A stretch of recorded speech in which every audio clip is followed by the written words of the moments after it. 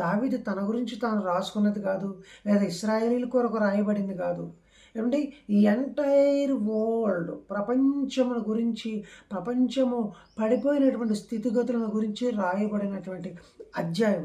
ఒక మాట చెప్పాలంటే దేవునికి మనిషికి కట్ అయిపోయినటువంటి బ్రిడ్జ్ ఏదైతే ఉందో ఆ బ్రిడ్జిని మళ్ళా అతికించటానికి చేసే ప్రయత్నమే కాబోలు ఈ మొదటి అధ్యాయం అని నేను బలంగా నమ్ముతున్నాను.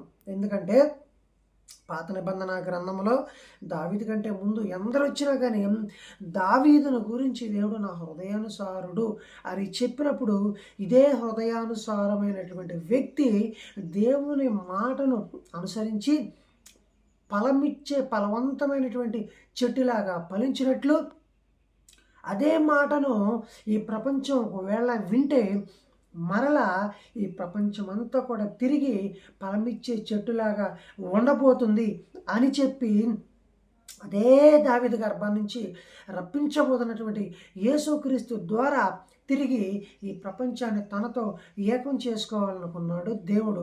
ఈ సందర్భం అంతా కూడా, ఈ దృక్పథం అంతా కూడా మనకి కీర్తన గ్రంథం మొదటి అధ్యాయంలోనే సుస్పష్టంగా కనిపిస్తూ ఉంది.